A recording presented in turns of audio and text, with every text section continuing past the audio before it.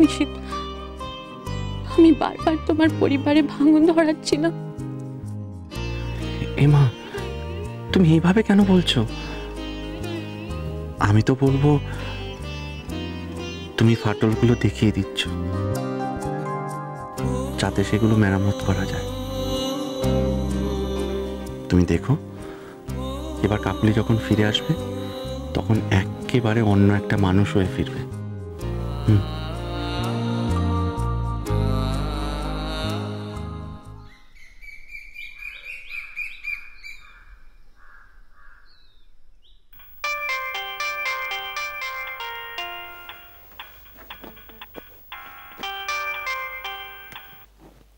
Hello, good morning. আমি জানি তুমি সকালে উঠে আমাকে খুব মিস করছো না। আমারও না এখানে একই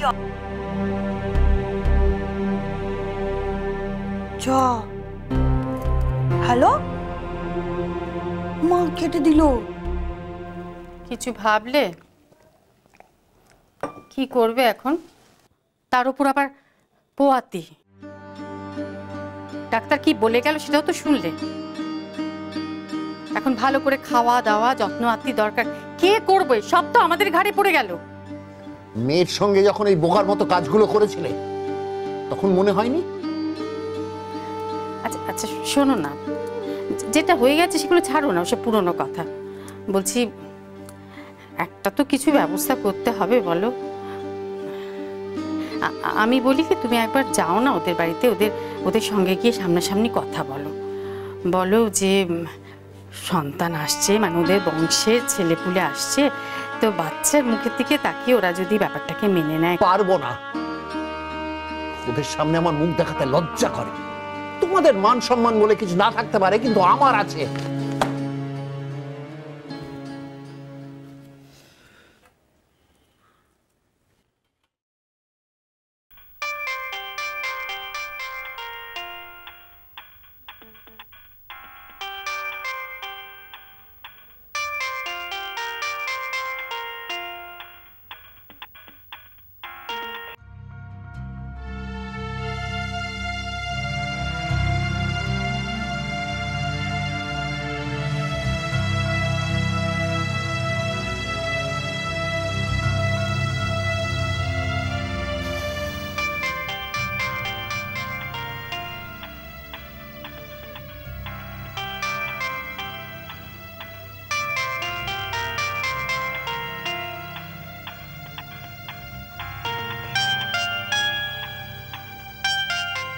ফোনটা ধর না।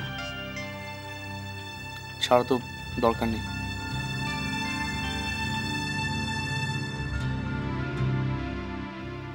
মাগো,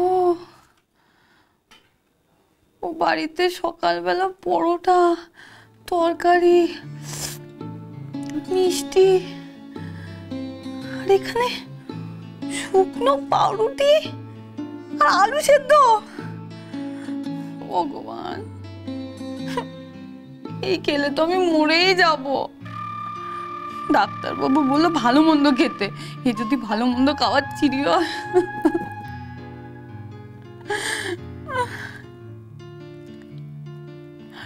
মা, কিছু একটা করতেই হবে। ও বাড়িতে আমাকে ফিরে যেতেই হবে, কিন্তু ওই বাড়িতে ঢোকার রাস্তাই তো খুঁজে পাচ্ছি না। ছাতার মাথা।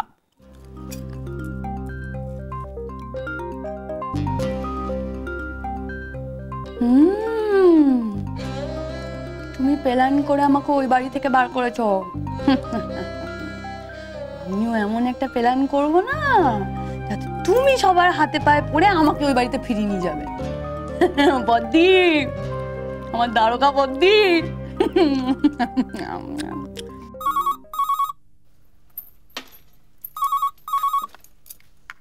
হ্যালো।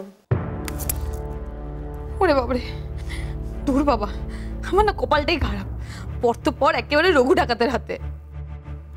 হ্যালো, কে?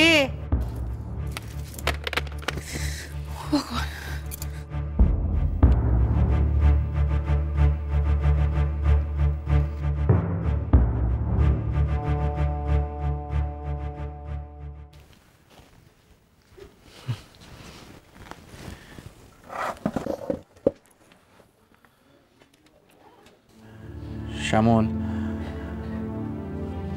আমি মায়ের সাথে একবার কথা বলি, মাকে সব বুঝিয়ে বলি যে কি বোঝাবে বর্দা?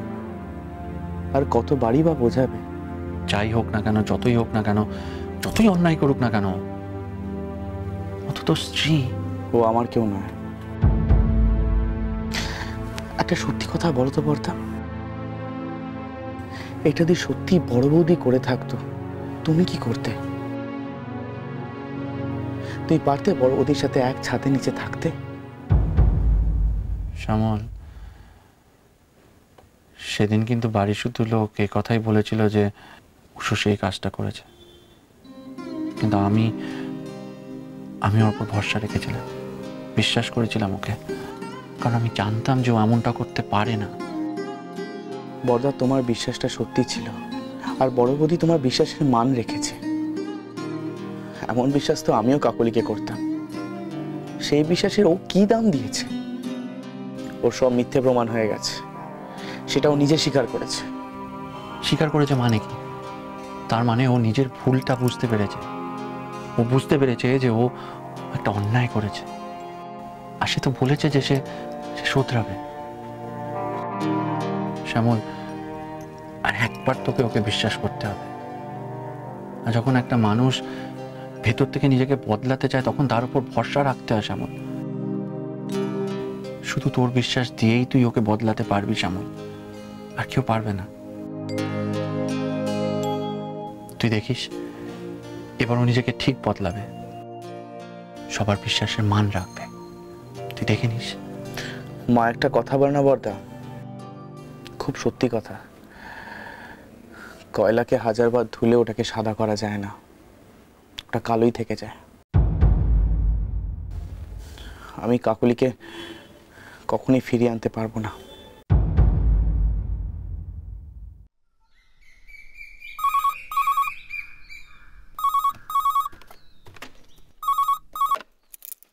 হ্যালো, বদ্দি, বদ্দি আমি বলছি।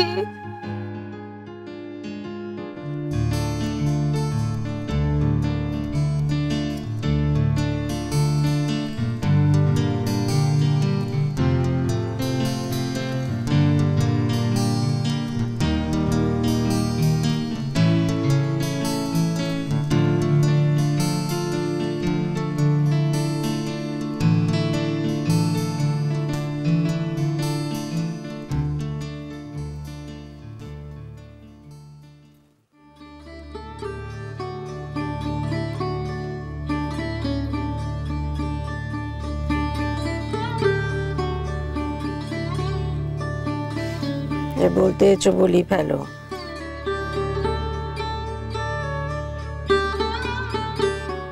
কি হলো? কি ওটা খুশি খুশি লাগছে কেন? মা, খবরটা এমনই যে খুশি হতেই হয়। আপনি শুনলে আপনি আমার থেকেও বেশি খুশি হবেন। আমার মনে হলো কথাটা আপনার সব থেকে আগে জানা উচিত, তাই আপনাকে।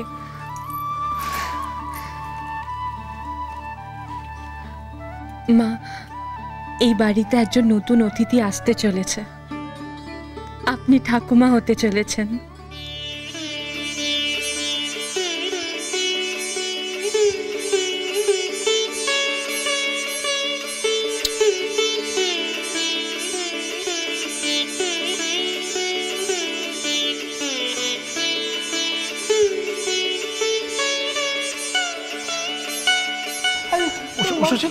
কি হয়েছে?